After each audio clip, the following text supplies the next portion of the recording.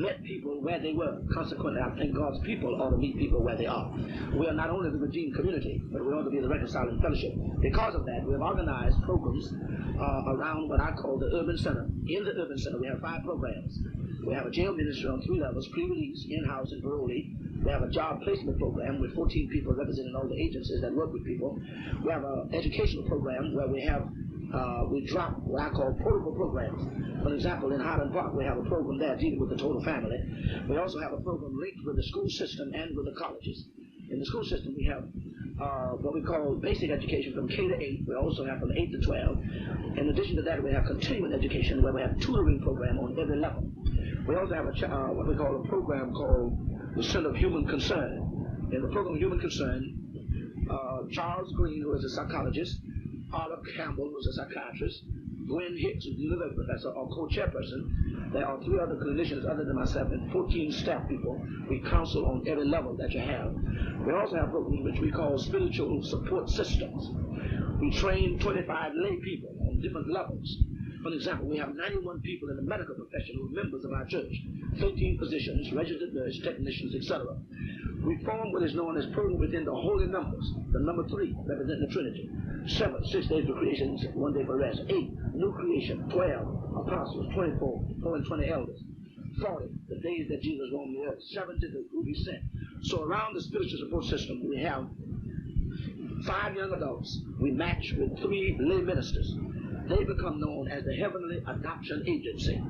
They adopt 8 children, 8 teens, 8 senior citizens. They must care for those people every month. For example, we have cosmetologists who go to the people at the 80s to 100 every month, do their hair for nothing and their face and their fingers. Young adults go and make sure that their home is clean and write letters for them. 2 others will go and see that they go to cash their check, do their shopping, and come home. We also deal with the young adults. For example, what's your name, baby? Dave Etta. Okay, if Dave Etta were married and had a child, if she had a child on that Wednesday, on that Sunday, an unopened rosebud is placed in the pulpit. A special prayer is said for her husband, and the child. After the second celebration, we take that rosebud to the child. When she goes home, 3 people meet her at the home. One is a pediatrician, one is a nurse, and one is a person who has made studies at the different agencies. In other words, we take care of you from the crib to the crib. Those are the programs. We meet you where you live. We have 100 and some young people in colleges. We also give scholarships to them. Dr. Stanton, could you tell us what it was that made you decide to go into the ministry? That's a good question. Well, I found myself, what I call myself, giving of myself. And I discovered that happiness is not a matter of what you possess, but what possesses you.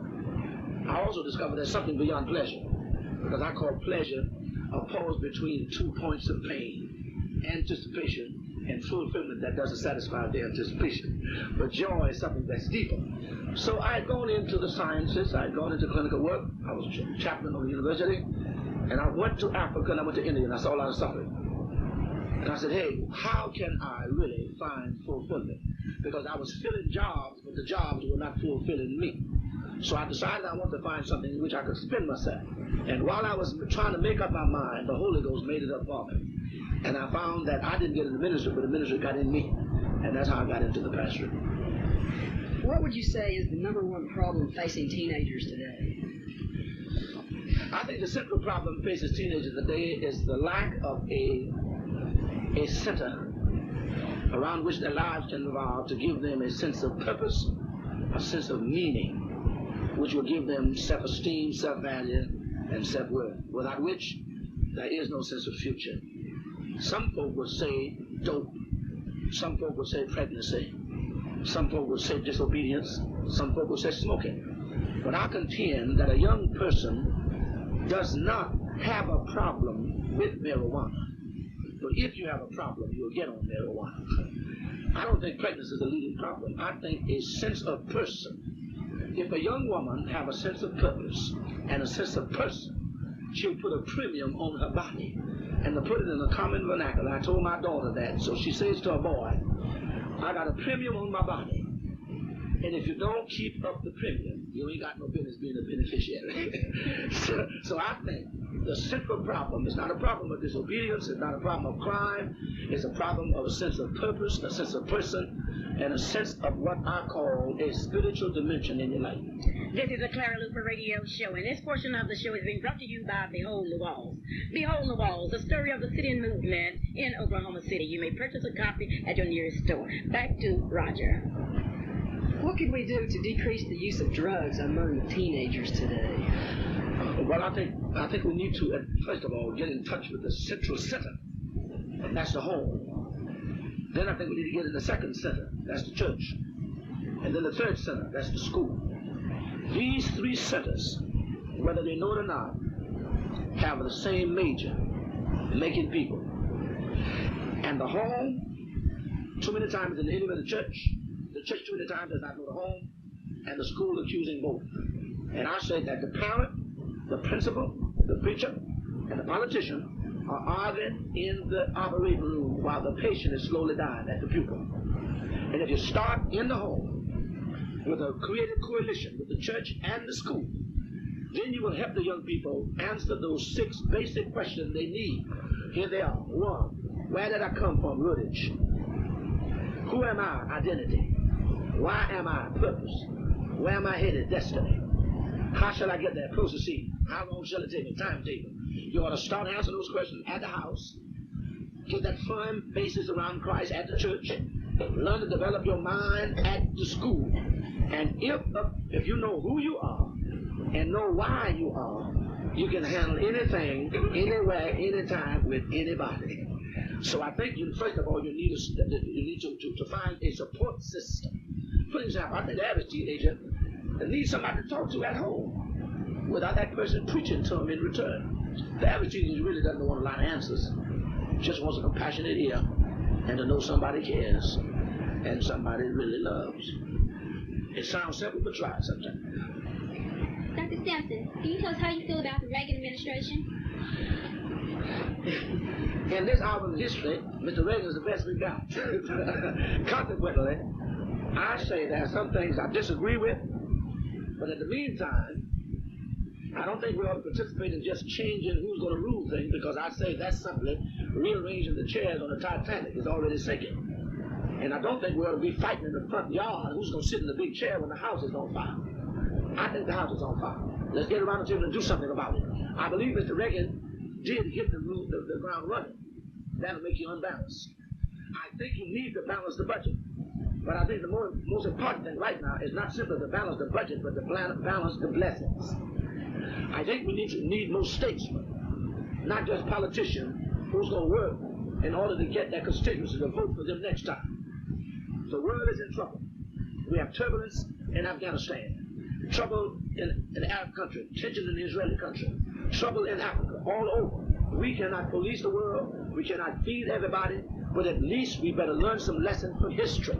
Any nation that does not care for its aged, feed its hungry, educate its masses, where the middle class will not be so insensitive that it will not care for those in need. We are on our way to collapse. Rome can teach us that lesson. The Egyptian Empire in the ages can teach us that lesson. The Assyrian Empire can teach us that lesson. I feel that Mr. Reagan sometimes can be passionateless.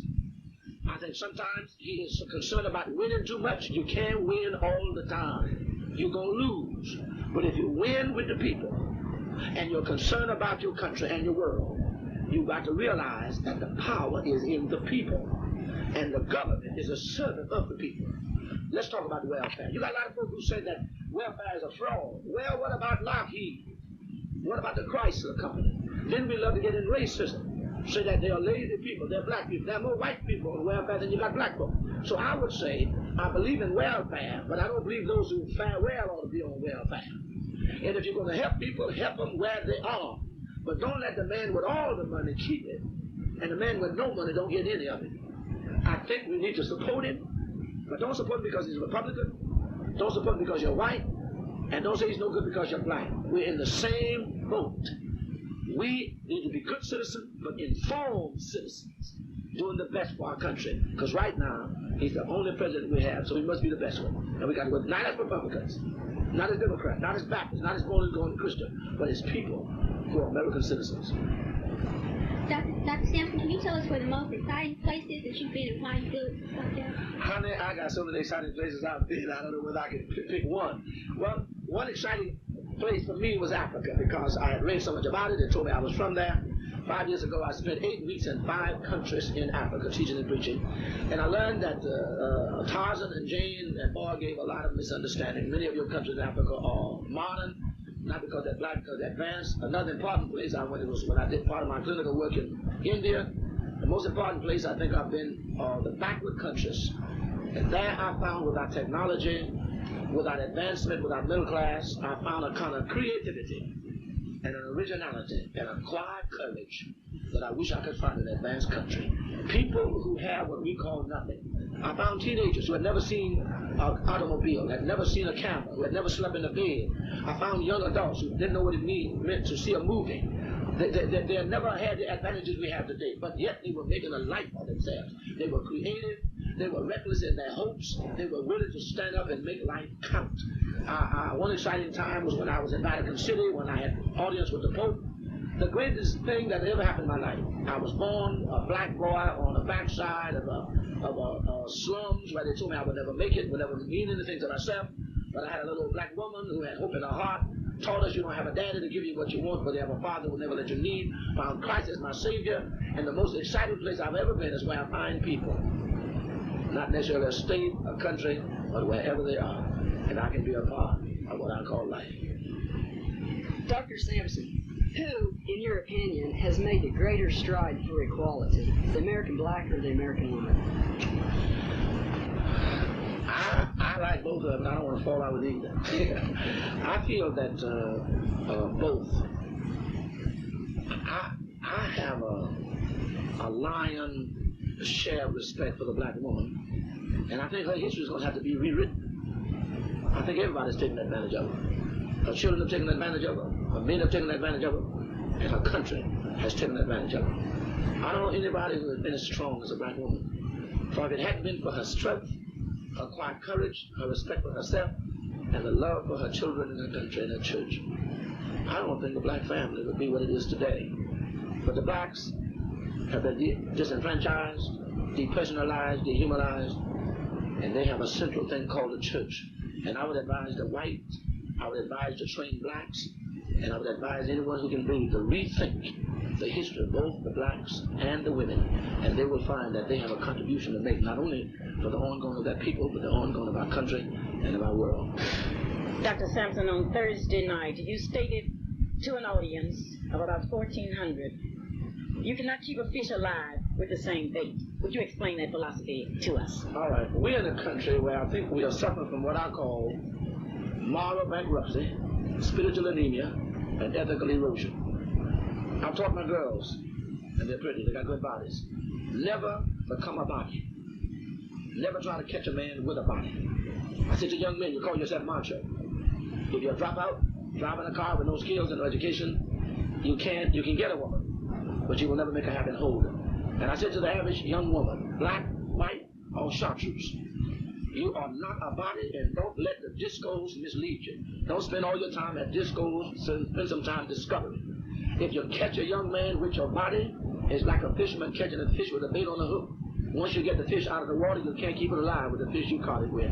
You got to keep the water, you got to clean it, you got to fish it. So if a young woman catches a man with her body, she can't keep it because there are better bodies being made every day. She got to catch it with her purpose, with herself, and with her whole. Homes are collapsing all around us. There are more babies being born out of wedlock in some places than being born in wedlock. Also, this business of abortion. No woman got a right to talk about anything that gets in my body. I can kill it if I want because it is my body. Because she doesn't own her body. She's owned by God. She's protected by the Holy Ghost. And she is a part of an eternal scheme. We're talking to Dr. Sampson, a pastor of the Tabernacle Baptist Church in Detroit, Michigan. As we begin now looking at the closing minutes of this interview, I would like to talk to you briefly about the Tabernacle Baptist Church. I had the opportunity to visit your church, an experience that I shall always cherish as one of the high points of my life. I would like for you to tell the audience about how many members do you have in your church? You want the number? John saw the actual. I would like... Well, they have the book membership. We have over 4,000 members. The supporting membership, we have 3,325. We have a staff of 34. Our payroll budget is 190,000. Our actual budget is 900,000. We have a theology class at 6:30 every Sunday morning, in which we have 100 people registered. 6:30 a.m. A.m. in the morning, every Sunday morning. We have a celebration at 8. As you know, we have over 800 at 8 o'clock in the morning. We have nurturing classes at 9:30. Over 507, 900 in attendance. We have celebration again at 10:45, in which we have over 1,500, and we have a closed circuit television downstairs. We have 6 classes a week, different level classes. We have the urban center, as I've already told you, the Center of Human Concern. We now have 325 young adults active in our church. We have 425 educators in our church. We have 91 medical people in our church. We know this because we've made studies and we've organized them in order to do a work for Christ. We have an educational building that we have 3 stories. We have a regular sanctuary, and we have a community center, which we've already just completed. We had a dedication on the 3rd Sunday in July. When we walked in, we didn't have a budget, because a mortgage to go in, because we paid $1 million the day before we moved in. Now, is it true that you raised $100,000 on one Sunday? We know we didn't raise $100,000. The folk gave $100,000. Oh, I'm sorry. That's the difference between raising it and giving it. You're right. Okay, and people gave you $100,000. Out of their pockets. Out of their pockets. Yes. Okay. Now, one thing that impressed me about your church was the devotion of the people toward the church.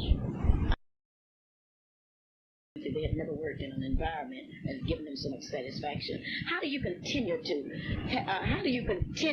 to hold on to people like you've been able to? Well, we do what the Bible said. We take the book of Acts, the 2nd chapter, and we translate it. And if you look at it closer, for example, I teach all our new members. The 10 years I've been there, they made a report the other day. A little over 2,000 members have joined. We maintain over 85% of the loyalty because I teach all new members myself. All new members must take 15 sessions of the pastor's class. Not only that, but we take the 2nd chapter of Acts and translate it. And if you look at the 2nd chapter of Acts, most folks shout about the Holy Ghost coming. And they talk in tongues and say that's all of it. But if you start with the 41st verse in the book of Acts, the 2nd chapter, you'll find that the church became a school. The school became students. The students start sharing. They shared and so all they had, it became sacrificial. They gave to everybody who was in need as they saw it. And then the Holy Ghost added to the church, as all that should be saying. So we do a lot of teaching, we do a whole lot of fellowshipping, and we do a whole lot of loving. After every service, we have a fellowship service. We use all special days not to entertain ourselves, but all special days we invite people over the signature of Jesus. Every Thanksgiving we feed over 500 people. How much do people have to pay to eat on Thanksgiving dinner? Nothing.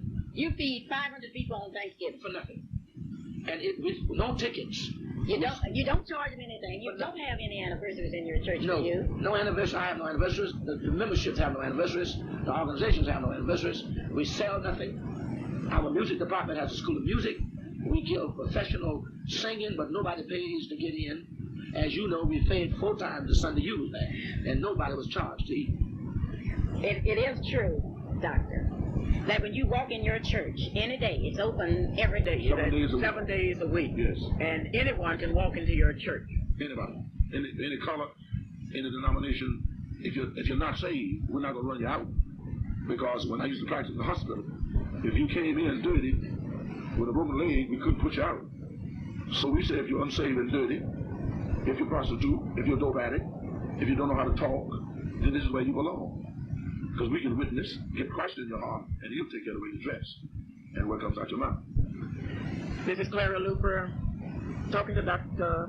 F. Sampson, who's been in Oklahoma City for the past 7 days in a revival. I cannot describe to you what actually happened at the St. John's Baptist Church. I can tell you that even if you just think about going to St. John's Baptist Church, you're going to run into some parking problems, but who cares? Who in Oklahoma City wouldn't mind walking 8, 9, 10, and 11 blocks to hear Dr. Sampson? Dr. Sampson, I have 2 minutes left, and I would like for you to speak directly to the people in Oklahoma City, and God knows we do love you, and you have been able to do what was impossible. For example, you have stabbed at our very conscience, and you have made us more aware of our responsibilities, and I would like to thank you. Thank you. I love the people of Oklahoma City. I've been coming, this is my 4th year, and I've seen cooperation out of the ministers. I've seen cooperation out of the deacons and the staff people and the church people. I've seen cooperation out of the business people and professional people. And I would say, take what happened this week, let the Holy Ghost breathe on it, and let it become a part of the agenda. And you will see things change almost overnight because it will get heaven's attention, Jesus' vote, and the Holy Ghost power. And thank you so very kindly. Let me switch back to these two young people that were here. Would you tell us your name and the school you attend? My name is Roger Coons. I attend John Marshall High. My name is Yvette Lovelace, and I attend John Marshall High School. Thank you so very kindly. You've just heard an interview with Dr. Frederick Sampson. I would like to take this opportunity to thank the members of the CSSR under the leadership of Reverend Howard. I would like to thank you for giving us the opportunity once again to hear one of God's great speakers. I cannot say too much because my words are inadequate to describe the kind of fellowship that I experienced last week. I could tell you about the music and the choirs, but my words would fail me. I could talk about the dedication of the ushers, just don't have the words. I could tell you about Reverend Joe Edwards, who presented old-fashioned singing, and I could tell you about the men that led the hymns or the devotion, but I just want to say thanks for giving us the experience of spending a week under the fellowship of something that we could not understand. And I know next year when Dr. Sampson returns to Oklahoma City, those of you that did not have the experiences that we had, I know you will be there. This portion of our program has been brought to you by Medical Center State Bank at exactly 7 o'clock in Oklahoma City on KAEZ Radio. Medical Center State Bank is happy to announce that they have all Savers certificates available. They will be available through December the 31st, 1982. You may purchase any denomination that you would like, starting with $500 each. The interest rates is 70% of 52-week U.S. Treasurer bills. The rate changes every 4 weeks on a Monday announced by the Treasurer from their Farm Week auction on a Thursday. For tax exemption or lifetime exclusion from gross taxable income for interest earned on ASCs of $1,000 for individuals and $2,000 for joint returns. Your interest is calculated, compounded. Your interest not exempt any portion of the ASC redeemed principal prior to maturity. Any portion of the ASC may be used as collateral or security for a loan. All or partial cause a 3-month interest penalty on the amount and eliminates the tax. Now what I would like for you to do is to go to Medical Center State Bank tomorrow, ask for President Johnson, and let him explain to you in details the All Savers Certificate. Reverend Lonnie Johnson will be going to Haiti during the Thanksgiving holiday. He will be going on behalf of the children of the world. And he would like to thank those of you out in Radio Land, and especially Alan Chappell and friends, for the generosity of your gifts to end the hunger, the starvation in his work. Congratulations to Mr. Lonnie Johnson. I would like to salute all of the people out to Watkins Stevens Nursing Home located at 2200 Coltrane Road. They have special diets, registered nurse and LPN on duty, and that's 24 hours. I'm talking about a complete nursery care. It's really a loving home for the elderly. That's the Watkins Stevens Nursing Home, 2200 Coltrane Road in Oklahoma City, Oklahoma. You may call Mrs. Watkins 427-1322. A few weeks ago, I received a letter from Councilman Gory James. In his letter, he stated that he was inviting me to drive with him on a chartered bus to several wastewater treatment plants in northeast Oklahoma City. The tour, according to Councilman James, would include the South Side Treatment Plant, located at 2701 Northeast 4th Street, the North Side Treatment Plant, located at 2201 Northeast 56th Street, the Northeast 36th and Mosley Landfill, and a newly constructed North Canadian Treatment Plant, which is located 1/2 mile south of the intersection of Memorial Road and Anderson Road. I looked forward to that occasion, was so impressed with it until I have invited the councilman to come and share those precious moments with me. How are you today, Councilman James? I'm fine, Clara. Thank you very much for inviting me this evening. Well, I invited you to thank you. I think that was unique, and I think it was quite educational because in the first place, there were many of us found out just exactly what was happening here in Oklahoma City. How did you come out with such an idea? That's really different. I'm always concerned about the problems of the community, of any type of problem. I feel that before we can ever really attack a problem to solve it, we must understand it and know exactly what it is. I suppose for probably 95% of all of the people who joined us, I guess we had, what, about 35 people on? Yes, on a chartered bus. And I think probably 95% of them had heard about the Southside Treatment Plant for years, but had never actually visited it. And I took you down into the place for the trickling filters that... Yes, because all the time I really didn't know that was rock. I was thinking in the same terms that you so brilliantly and eloquently explained to us that you thought it was. Well, one of the main reasons for doing the tour, because we invited a representative from all of the neighborhood associations in Ward 7 so that they will understand the total wastewater treatment program in the city. Well, of course, you know, professionals always have a good name for a bad thing. We call it the wastewater treatment plant. They're just sewage plants, that's all. And if you know where they are, and we're attempting to explain the program, and of course, first of all, everybody, the first question they always ask is, when are we going to remove the Southside treatment plant? But I think you found out that there was more than just the Southside. Well, I already knew there were more than the South Side, Councilman, but I really would appreciate your explaining to the people the same way you explain. Okay, he's a PhD, and he's head. I bet you there are a lot of people out there in radio land didn't know that. I'm sure they did. How long has he been head of them? Oh, gosh, Dr. Carpenter was at the city when I was on the council before. In the 70s. But he was not head of the department. Well, he became head of the department prior to my leaving. Okay, now, tell us what you told us about the progress that has been made. Yes, we discussed somewhat of a schedule on how we are trying to deal with the wastewater treatment here in Oklahoma City. We visited the North Canadian plant that is located way out on Memorial Road and Anderson Road, and that is going to be the all-encompassing treatment plant, especially for the northeast area. We've just built two others in northwest Oklahoma City. I always like to hear people, I tell people that, because if we build one over here, they say, well, you just built it in the northeast. Well, we've just built two northwest. Where northwest? One is in the Chisholm Creek area. That's about 215th and Weston. That is the Chisholm Creek plant, and the other is about 2 miles south of there, off of Weston, and it's called the Deer Creek plant. What we plan to do is we've been trying to get the government to give us that portion of money that they had promised us, but Reaganomics sort of held us up. The city has all the funds that it needs to contribute to these programs, but the Environmental Protection Agency that watches everything you do, must approve everything you do, furnishes 75% of it. And we just received $6 million, a couple of months ago, $6 million to get started on the final phase of the North Canadian River.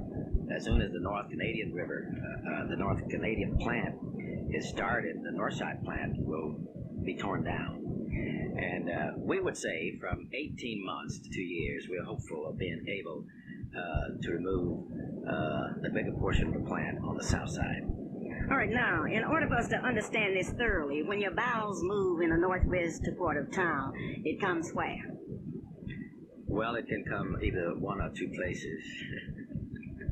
It may go to either the north side plant or the south side plant, or if it happens to be in Nicholas Hill, it goes to the north side that belongs to Nicholas Hill, or it may go to the Chisholm Creek.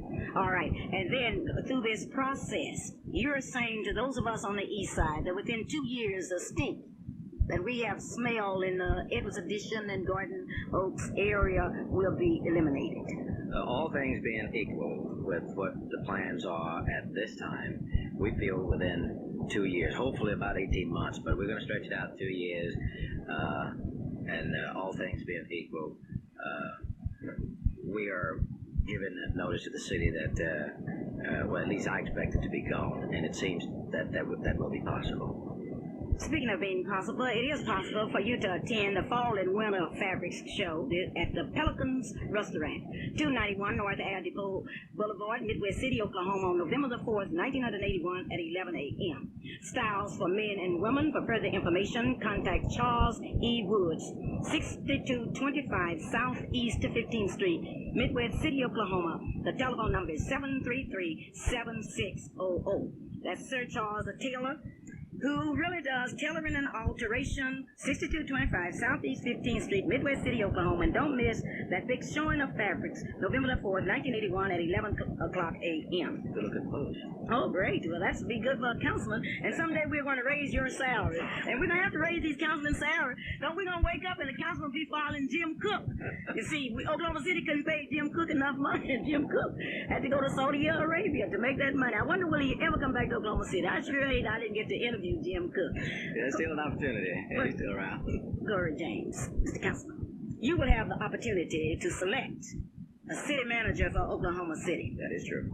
How does it feel to be in a position where you will select a city manager? Because I think your vote will be the key vote. How does it feel? I suppose it would be a great feeling if indeed it was the first. It happens to be my third. You have selected 3. Now you didn't select Robert Owen, did you? Not at all. Oh, okay. Well, thank you. Now, those of you that would like to apply for the city manager's office, what do you do? Send in your resume to the city of Oklahoma City, to the city manager's office. What educational requirements are you looking for? We certainly like persons to have had formal training in public administration. There are about 2 or 3 schools throughout the United States, well, in all of the United States, that really teaches probably 80% of the better city managers throughout the United States. Both Howard McMahon and Jim Cook, graduates of that university. Of course, Jim Cook, few people know that Jim Cook's also a graduate of Yale University. But people must have some expertise in the area of administration. You must understand bonds, you must understand contracts, you must understand trust, and the federal bureaucracy, etc., ad infinitum, and you must be able to have 9 bosses who don't always see together the same. Well, certainly, the more you talk, the more that I'm convinced that I have a friend that needs to apply for that job. And I would call on all of you that are qualified to apply. Now, some of you have your PhDs from Hard Knock University. Certainly, you can also apply. All they can say to you is your qualification does not come up to par. Councilman James, I certainly would like to congratulate you for having awareness. Let me say a couple of things. Okay, I gotta finish congratulating you first. I'm gonna congratulate you for having the awareness of the need to stay in contact with your constituents. Thank you. Now you may say one word. Now you may say your words. Help yourself. Well, thank you very much, Clara. Your kind words are most appreciated. We don't get those too often. Well, what I'd like to say is that bus that you were talking about is one of many buses that we have in Oklahoma City, new buses. It lets you down so you don't have to step so far, and it also has a door a deal that goes down and pick up people who are not ambulatory. And for the people out in the Green Pastures area, we have a bus that goes down Hiwassee, all the way over through the main Green Pastures area now. We've had this bus going now for more than 30 days. We have 60 days to get enough ridership to keep that bus out there. I think Dr. Dow started this effort many years ago, but we want people to get on that bus and ride it so that we can keep it going. We must make each bus route pay for itself. Our government will not fund us anymore unless a bus route pays for itself. And now again, you remember that fateful voice over the radio many years ago. I heard it when I first came to Oklahoma City. That came on with "You are the sweetest thing this side of heaven." And we heard that familiar voice, Negroes in the news. Yes, yes. I don't make the news, I just quote it. Okay. I'm sure you remember that. Well, those are the words of the inimitable Abram Ross, whom I understand has been ill for some time. He's been a bailiff at Judge Cannon's court for many years now. Well, there's a street that goes right in front of his house from where he broadcast for many years, Alice Street. And I want everybody to know And I want him to know that that street is fixed to be renamed Abram Ross Avenue. All right. Congratulations, and Abram and Willa Ross are truly the unsung heroes They really of the are. civil rights movement. Our time is just keep moving, and I have so much that I would like to say, and I better tell you about Lemon's Food Market. You want some good ribs and barbecues and hot links and mild links? Go to Lemon's Food Market. That's 2634 Northeast to 23rd Street in Oklahoma City, Oklahoma. Lemon's Food Market, and Mr. and Mrs. Lemons will greet you there at Lemon's Food Market. He's in your district, right? Yes, he is. Oh, I know you're proud of Lemon's Food Market. Well, you go in and get some food, but I'm going to do what Shelley told me to do, is to go to Lemon's Record Shop, where they have records of all moods, and purchase some records. They have records like you have never seen. I want you to go to Lemon's Record Shop. And that Lemon's Record Shop is located at 2632 Northeast 23rd Street in Oklahoma City. Mr. and Mrs. James Lemons Jr. would like to take this opportunity to thank all of you that have stopped by during the past year. And as you enter the holiday season, they say to you, thanks, because without you, the Lemons Food Market and the Lemons Record Shop would not continue to grow. Thank you. But speaking of thank you, yesterday I started at Langston University, and my Blue Riga decided that it would stop, and I was left on the highway. Finally, with that football player from Northwest Classen, Mr. Anthony Germany, and that Douglas High School, Kennedy Germany, D.D., and Shelley, we got out to Langston and we stopped again, and Mr. Brown was kind enough to call a mechanic from Coral, Oklahoma. We also had friends from Oklahoma City that tried to help get that beautiful Blue Riga started, but it just wouldn't move. Finally, the gentleman from Coral came and moved back, and we started back to Oklahoma City, and that beautiful Blue Riga stopped again, and I've just been able to get her in. Well, what happened at the banquet? Oh, Mrs. Luper, everything happened at the banquet, and I'm sorry that you had car trouble and couldn't attend.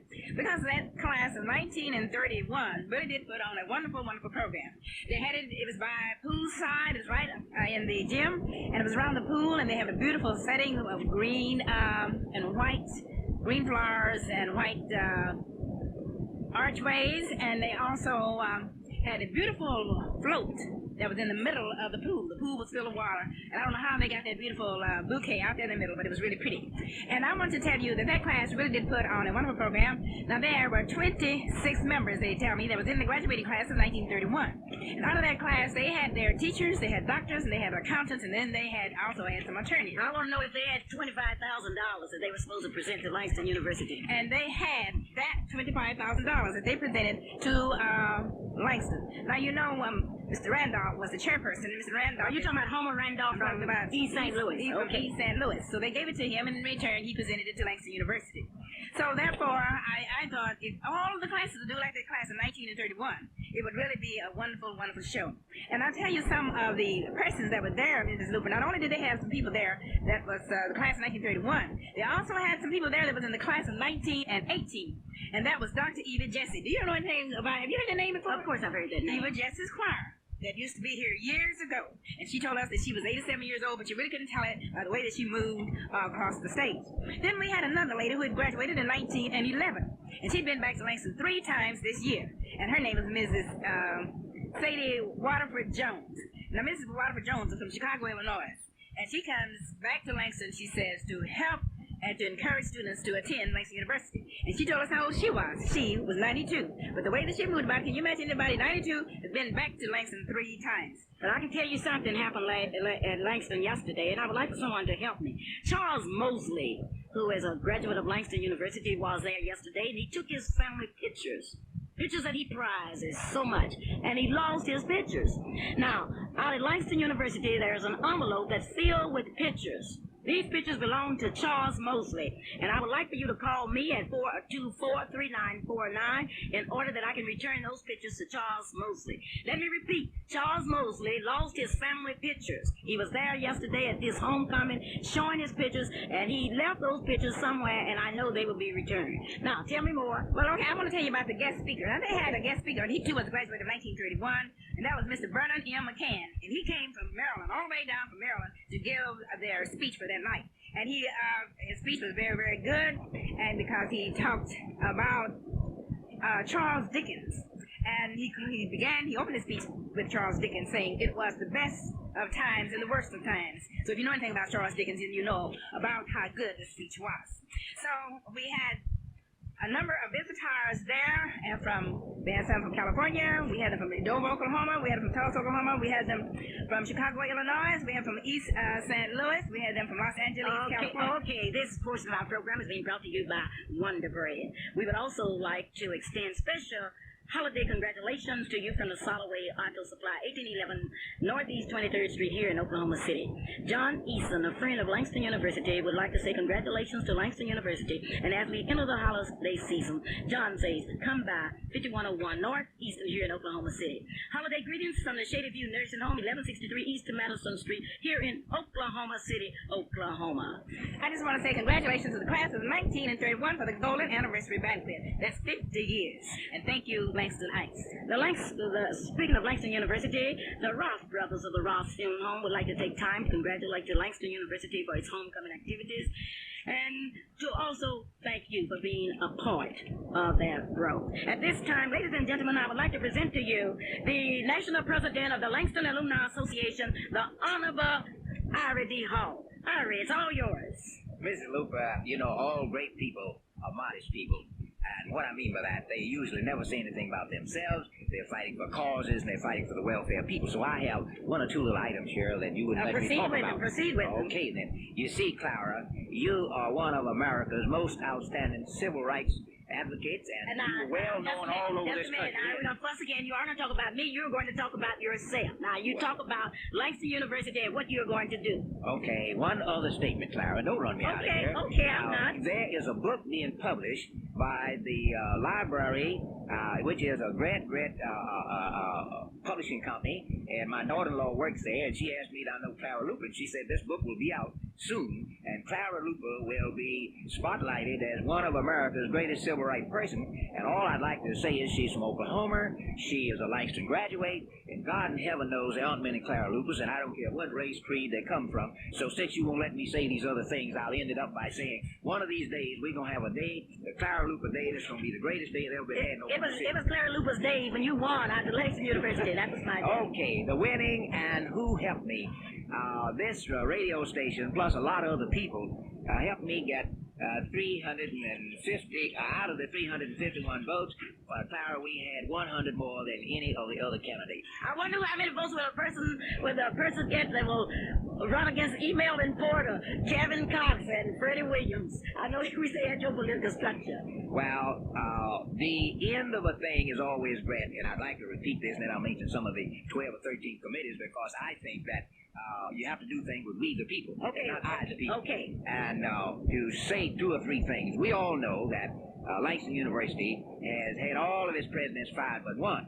And an example of how bad it is, OU in the last 45 years have had 4 presidents. OSU in the last 54 years, 4 presidents. And our school at Langston had 4 presidents in 7 years. So we are appointing a permanency committee that will deal with both the boards, deal with the governor, deal with the legislature, and in no uncertain terms, we will outline the permanency of Langston University. And if any bugs, we want the bugs removed, and this committee will be meeting and pointing up all the things that's different. The next committee will be a constitutional revision committee, and I will not try to explain.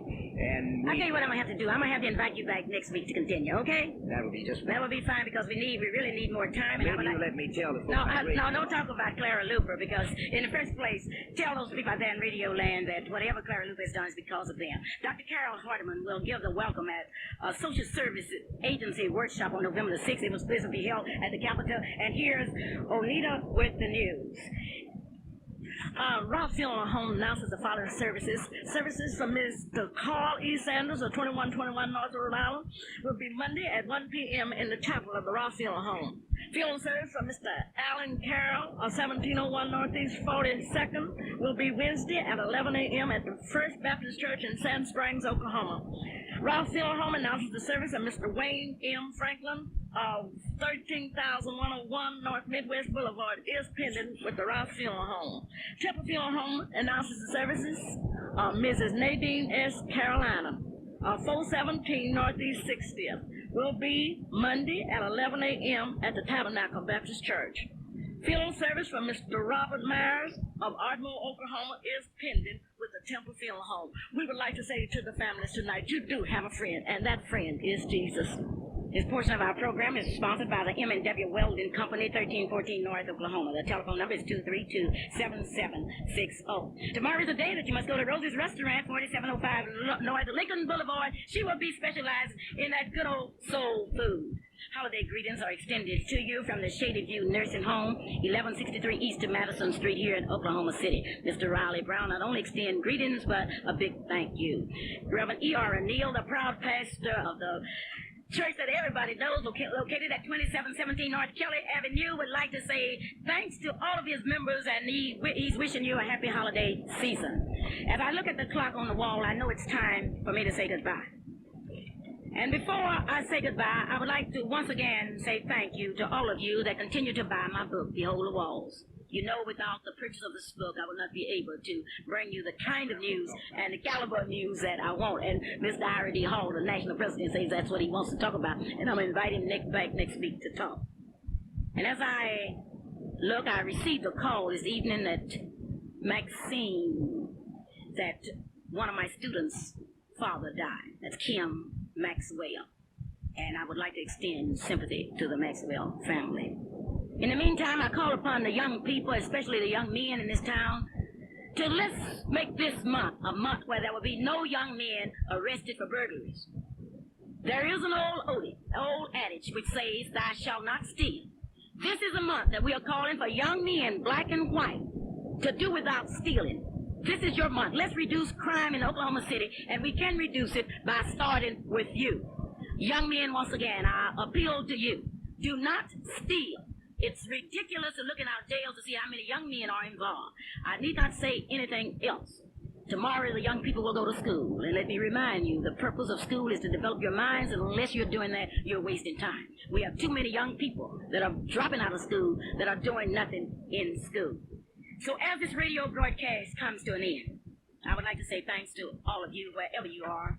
And I would like for you to remember my two outstanding bachelors. I have two handsome ones for you today. These bachelors are really super fine. They are Charles Mosley. Now, some of you out there that find this picture, that's a good outlet. All you've got to do is find those pictures of Charles Mosley. And ladies and gentlemen, the bachelor of the week, Mr. Willard Pitts. And incidentally, he's teaching out at Langston University, Langston, Oklahoma. There, I've given it to you. And this is Clara Luper say, catch those bachelors. And to those bachelors, I say, you have some responsibility. Why don't you get married before Christmas in order that your wife can be assured of a Christmas turkey? And if you don't know how to bake a Christmas turkey, let me tell you how to do it. Fill the turkey up full of popcorn and let it pop, because that's what you do all of the time. Clara Luper saying, wherever you are, I want you to know I do love you. Bye-bye. If you've been looking for a great tasting food that provides